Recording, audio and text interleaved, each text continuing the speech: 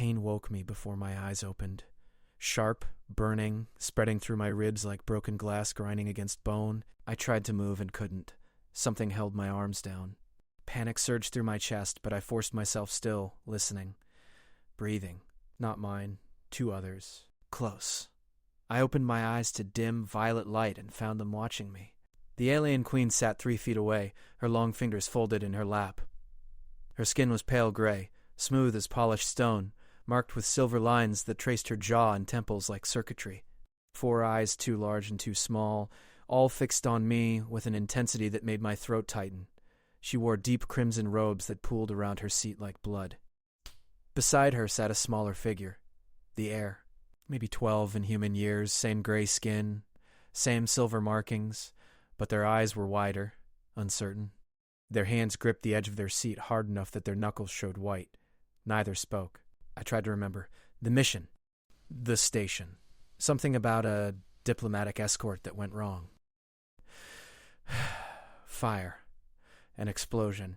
Bodies in the corridor. Running. Then nothing. The room around us was small, medical by the look of it. Metal walls curved upward into shadows. Equipment I didn't recognize hummed softly in the corners. The restraints on my wrists were magnetic, holding me to the bed without touching my skin. I'd been captured. My heart hammered, but I kept my face neutral. Training kicked in like muscle memory. Don't show fear. Don't show weakness. Observe everything. The queen hadn't moved. She watched me the way a scientist watches a specimen, patient and thorough. The Heir shifted slightly, their eyes darting from me to their mother and back again. Where am I? My voice came out rough, damaged. The queen's expression didn't change. Alive. 1 word. Delivered flat, without emotion or context. I waited for more. Nothing came. The Heir opened their mouth, then closed it. Their hands tightened further on the seat. I tested the restraints carefully. Solid. No give. The pain in my ribs flared when I moved, and I had to breathe through it slowly. Broken, probably. Maybe punctured lung. I was lucky to be conscious. Why am I here? I tried again. This time the queen tilted her head slightly. The movement was precise, calculated. You do not remember. Not a question. A statement. I searched my memory for the gaps. The station. The escort mission. We'd been transporting medical supplies to a neutral zone when the attack happened. Pirates, we thought. But the weapons fire had been too coordinated. Too surgical. Someone had been waiting. There was an explosion, I said slowly. The Heir flinched. The queen's hand moved just an inch and rested lightly on the child's shoulder. The movement silenced them completely. You were dying, the queen said. Her voice carried no inflection, no sympathy. My physician stabilized you. I studied her face for deception and found nothing. Aliens were harder to read, but I'd learned over 5 years in deep space that some truths transcended species. She wasn't lying, but she wasn't telling me everything either. Why? The Heir looked up at their mother. The queen's fingers pressed slightly harder on their shoulder, and the child's gaze dropped to the floor. You saved my Heir, the queen said. The words hit me like ice water. I stared at the child, searching for recognition in their wide eyes. Nothing came. Then slowly, in fragments, memory returned. The station corridor. Fire everywhere. A small figure trapped under collapsed bulkhead. My hands pulling metal aside, burning through gloves. The weight of a child in my arms. Running. I don't remember, I whispered. You carried them through burning corridors, the queen said, each word precise as a blade. You shielded them from weapons fire. You delivered them to my guards and collapsed. You should have died. The Heir's shoulders trembled slightly. They kept their eyes down. I tried to piece it together. If I'd saved the Heir, why the restraints? Why the cold silence? Gratitude didn't look like this. This felt like interrogation. Like waiting. Am I a prisoner? I asked directly. The queen's 4 eyes blinked in sequence, top to bottom. You are alive, she repeated. The same answer. The same tone. I was starting to understand. Among her people, maybe those 2 things were the same. Maybe being alive at all was already mercy. The equipment in the corner beeped softly. The queen glanced at it once, then back to me. Her expression remained unreadable. My physicians say you will recover, she said. Your injuries are extensive but not fatal. Then release me. No.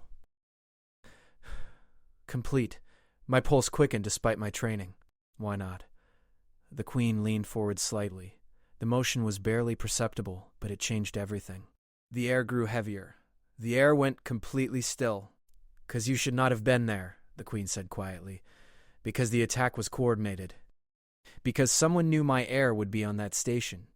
Because you, a human guard assigned to cargo transport, appeared in the exact corridor where my child was trapped." Understanding hit me like a fist. She thought I was involved. She thought I'd been part of the attack. "I didn't know," I said quickly.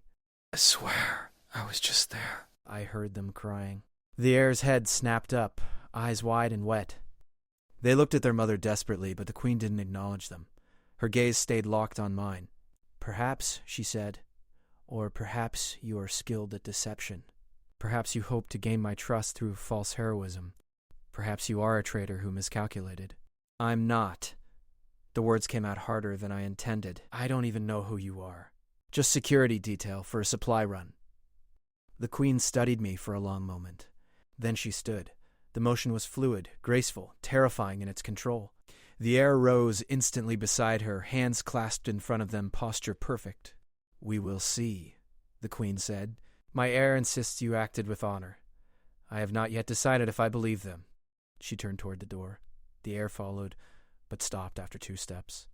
They looked back at me, and for just a second their expression broke.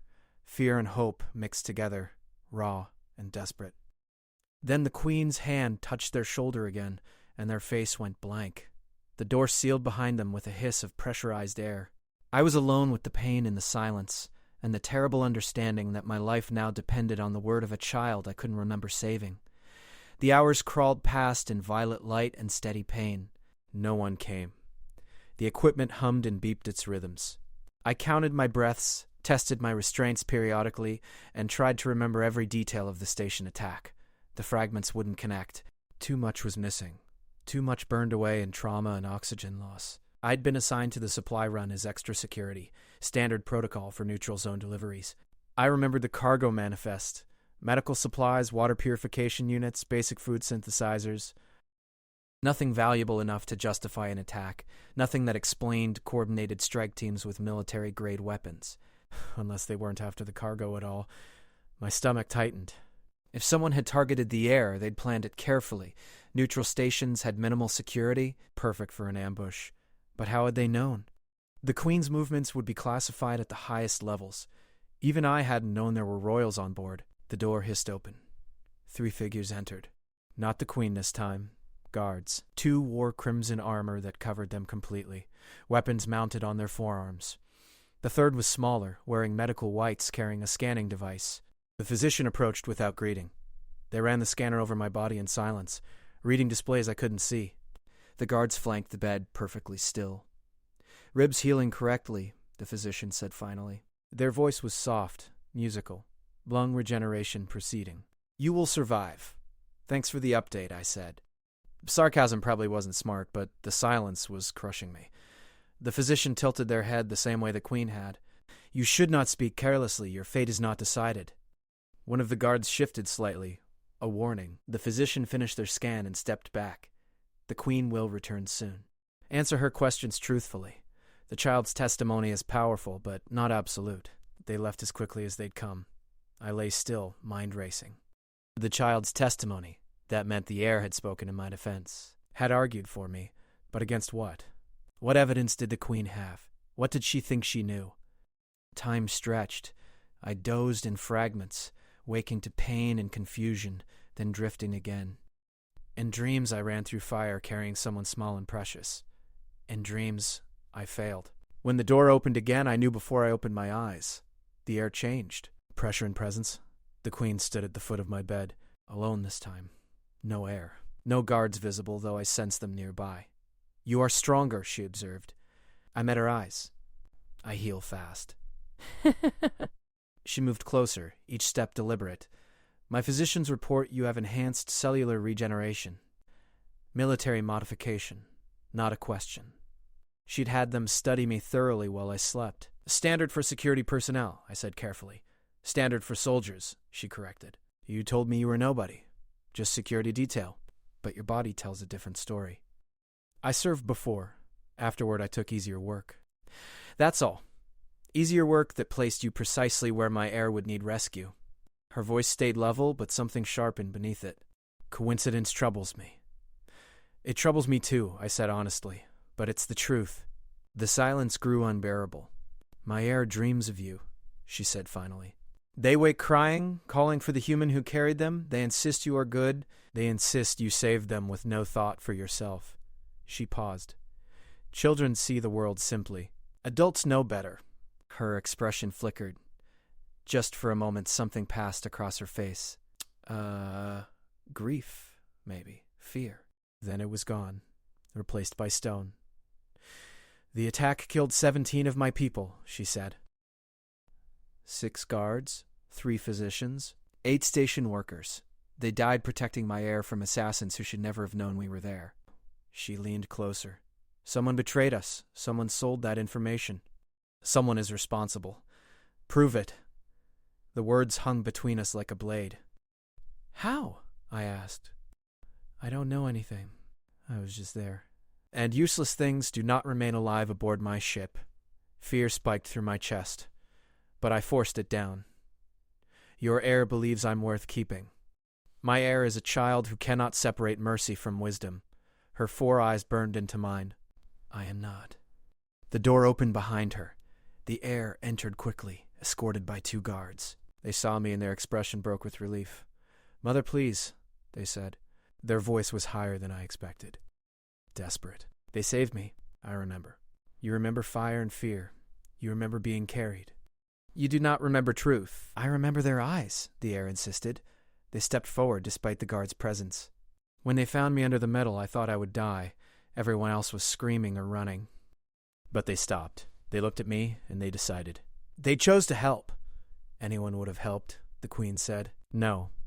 The heir's voice cracked. The others ran past. I called for help, and they ran past. Only this one stopped. Only this one came back. Tears streaked down their gray cheeks, silver against stone. They saved me, Mother. Whatever else is true, that is true. The guards waited. I barely breathed. Then the queen reached out and touched her child's face gently. The gesture was so unexpected, so tender, that my throat closed. I know, the queen whispered. I know what they did. Her eyes were different now. Still hard, still measuring, but something had shifted. My heir's testimony buys you time, she said, but time alone will not free you. Someone is still out there. Until I know who, everyone is suspect. She straightened. You will remain here, under guard, under observation, and you will help me find the truth. I don't know anything, I repeated. Then you will learn. She moved toward the door. My intelligence officers will question you. You will tell them everything about the attack, every detail, every person you saw, every sound, everything. The heir looked at me with those wide, desperate eyes. Please help, they whispered. Please. The queen's hand found their shoulder again, guiding them toward the door. Wait, I called out. The queen paused, but didn't turn. What's your name? I asked the heir.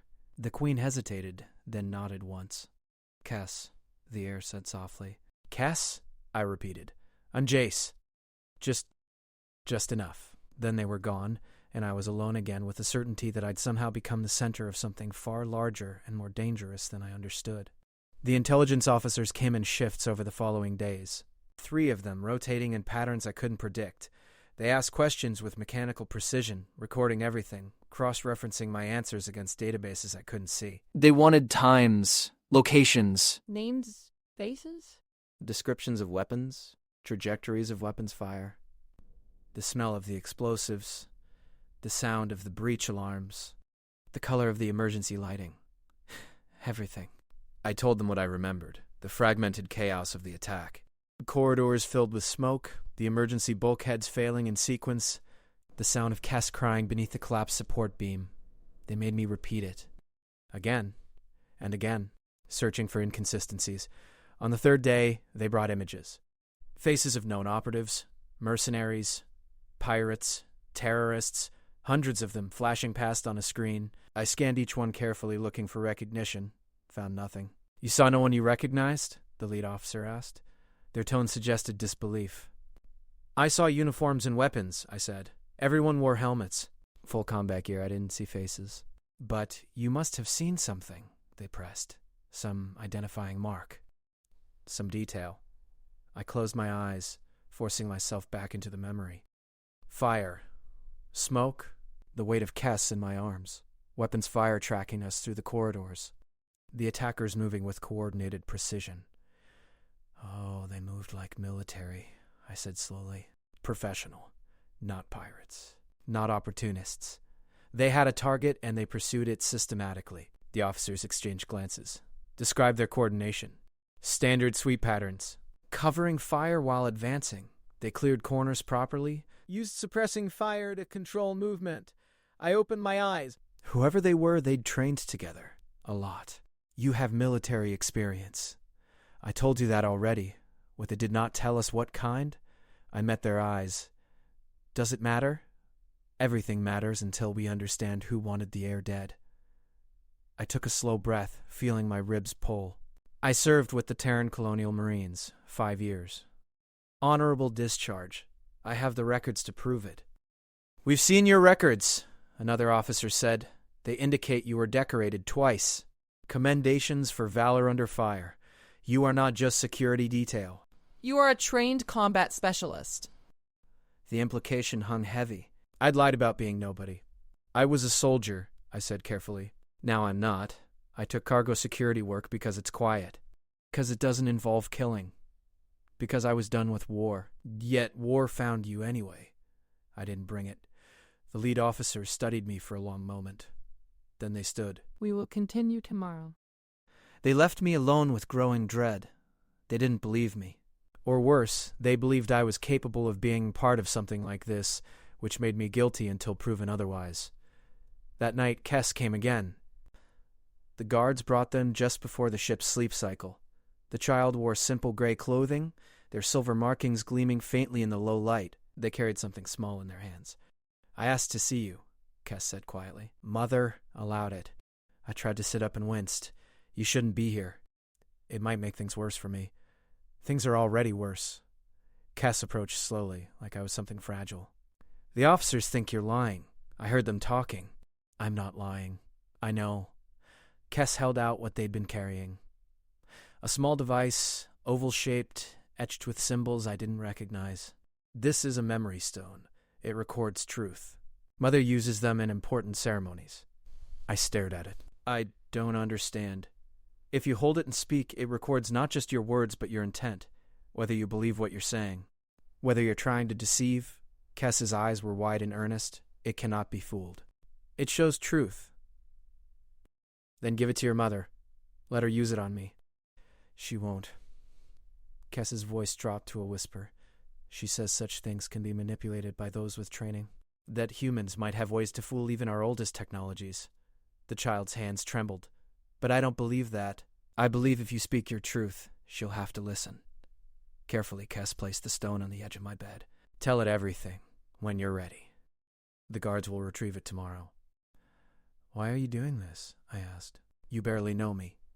Kess looked at me with those 4 eyes that saw too much. Because you came back, everyone else ran.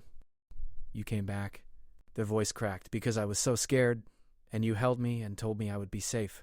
And I believed you. My throat tightened. I didn't remember saying that, but I believed Kess did.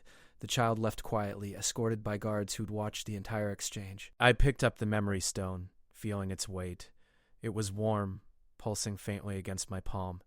I held it and spoke. I told it everything. Not just the attack, but before. My service in the Marines. The things I'd seen in colonial wars that made me leave. The jobs I'd taken after, each one quieter, each one further from violence. The supply run assignment that seemed perfect. Boring. Safe. I told it about finding Kess. The moment of decision. The certainty that I couldn't leave a child to die, no matter what it cost me. I told it about carrying them through fire. The weight. The fear. The desperate sprint towards safety while weapons fire chewed through the walls around us. I told it the truth. All of it. Everything I remembered and everything I felt. When I finished, the stone's pulse slowed, then stopped. I set it down carefully and waited. The next morning, the guards collected it without comment. I didn't see the Queen or Kess for 2 days after that. The intelligence officers continued their questioning, but something had changed. They were less aggressive, more thoughtful. On the 3rd day, the Queen returned. She came alone again, carrying the memory stone. Her expression was unreadable as she approached my bed. She held the stone up so I could see it.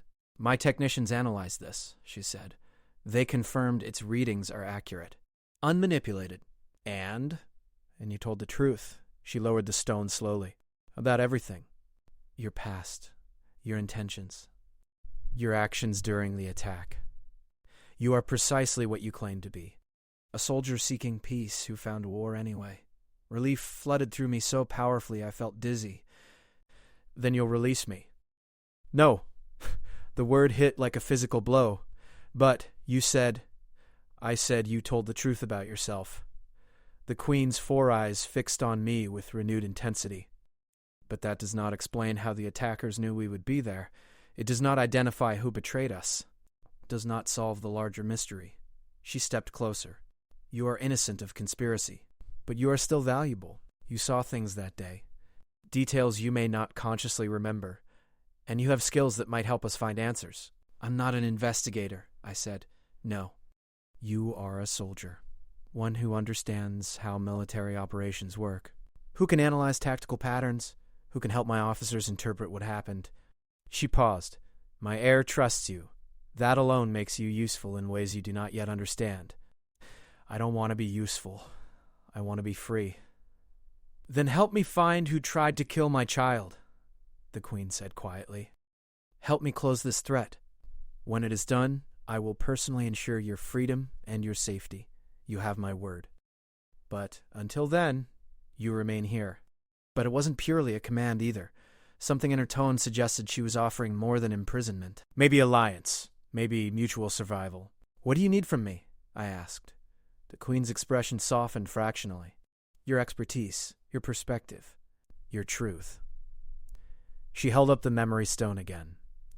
"This proved you are not our enemy. Now I need you to help us identify who is."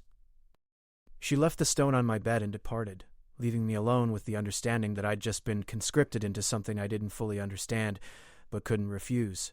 The restraints came off that afternoon. The guards remained, but I was allowed to move freely within the medical bay.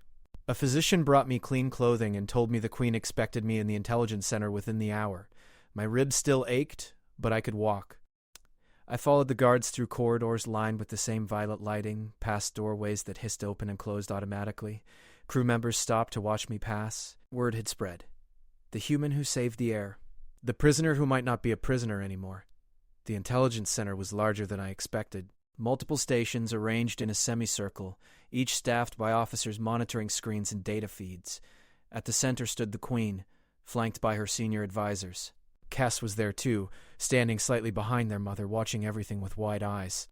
The Queen gestured me forward. "Lieutenant Commander Jace Merrick." She used my old rank, the one I'd left behind. "These are my chief intelligence officers. They have reviewed your service record." "I believe your tactical experience may provide insights we have missed." One of the officers, tall and thin with silver markings more elaborate than the Queen's, stepped forward. "We have security footage from the station. Partial. Much was destroyed or corrupted during the attack. But we have fragments. We need someone who understands military assault patterns to analyze them." They brought up a screen showing grainy footage of the station corridors.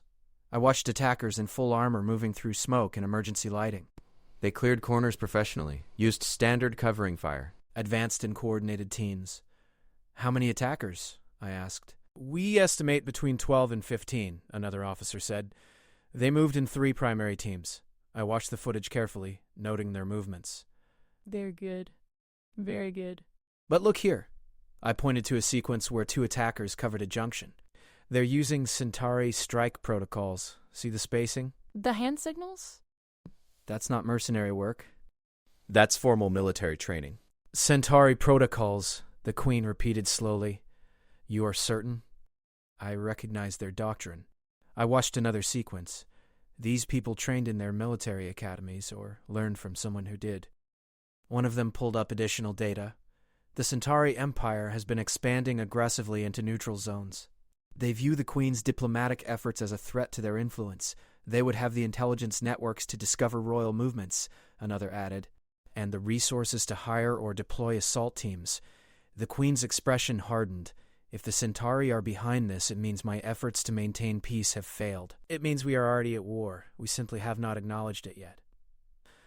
Kess moved closer to their mother, face pale. The Queen's hand found their shoulder automatically, protective and reassuring. We need more evidence, the lead officer said. We cannot accuse the Centauri Empire based on tactical patterns alone. Cross-reference all intelligence regarding Centauri movements near neutral zones. Interview survivors. Analyze communication intercepts. I want confirmation before we proceed. The officers scattered to their stations. The Queen remained still, 4 eyes distant and troubled. I stood awkwardly, unsure if I'd been dismissed. Kess looked at me and offered a small, grateful smile. You did well, the Queen said quietly, still watching the frozen footage. Your insight may have given us the first real lead we've had.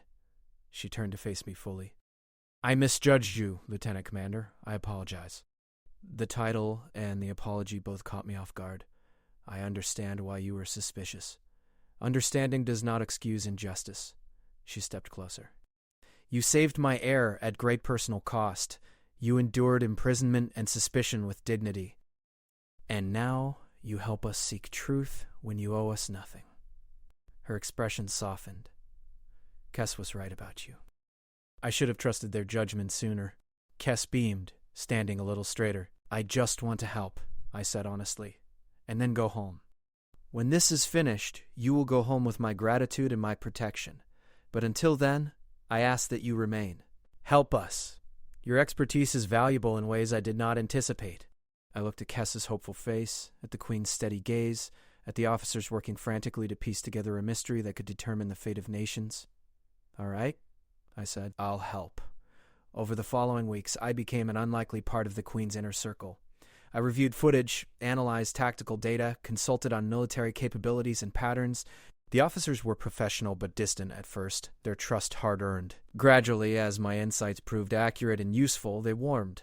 Kess visited often, asking questions about Earth, about my service, about everything. The child's curiosity was boundless, their intelligence sharp. The Queen allowed it, perhaps recognizing that Kess needed something normal after the trauma of the attack. We found more evidence. Communication intercepts suggesting Centauri involvement. Financial transactions linking shell corporations to known Centauri intelligence operatives. Testimonies from station survivors who remembered seeing armor marked with subtle Centauri insignias. The picture became clear. The Centauri had learned of the Queen's presence through infiltrated diplomatic channels. They'd planned the attack to destabilize their government and create chaos that would allow them to expand their influence unchecked. They'd failed. Barely. Because one human guard had been in the right place at the right time. The Queen called a formal council to present the findings. I attended, still feeling out of place among the royals and advisors in their ceremonial robes. But when the evidence was laid out, when the case was made, the council voted unanimously. They would bring charges before the Interstellar Court. They would expose the Centauri conspiracy. They would seek justice. Afterward, the Queen found me in the observation deck where I'd been watching the stars. It is done, she said, joining me at the viewport. Because of you, we have truth. Because of you, we have a path forward.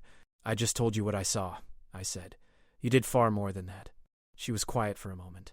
Tomorrow we arrive at the neutral station where you will disembark. I have arranged transportation to Earth. First class, all expenses paid. And I have deposited a sum into your account that should allow you to live comfortably for many years. That's not necessary, I started. It is absolutely necessary, she said firmly. You saved my heir. You helped us find justice.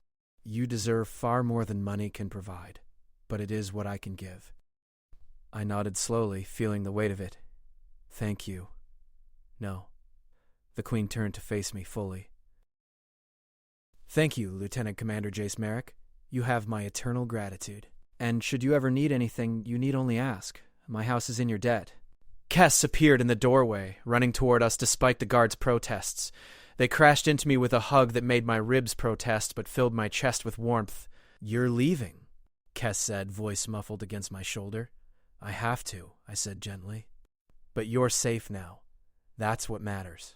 Will I see you again? She nodded slightly. Maybe, I said to Kess. Someday. when you're older. When things are peaceful. Cass pulled back, tears streaming down their gray cheeks. Promise you won't forget me. I promise, I said. How could I forget the heir who saved my life by believing in me? The Queen's expression softened with something like affection. That night, I slept without restraints or guards for the first time since the attack. In the morning, I gathered my few belongings and prepared to leave. The Queen and Kess met me at the airlock, surrounded by an honor guard in full ceremonial armor. Safe travels, Lieutenant Commander, the Queen said formally. Then, more quietly, thank you. Be safe, Jace. You too, Kess. I walked through the airlock into the neutral station, into the crowds of strangers, into the transport that would take me home. As the ship pulled away, I watched the Queen's vessel through the viewport, elegant and powerful against the stars. I'd woken up in pain with the alien Queen and her heir sitting beside me in silence. Now I left with their gratitude, their friendship, and the strange understanding that sometimes the most important moments in our lives come from choices we don't even remember making. Sometimes heroism is just being in the right place and choosing to care. I closed my eyes and headed home, carrying the memory of a child's trust and a queen's respect, knowing I'd been part of something larger than myself, knowing I'd made a difference, and that was enough.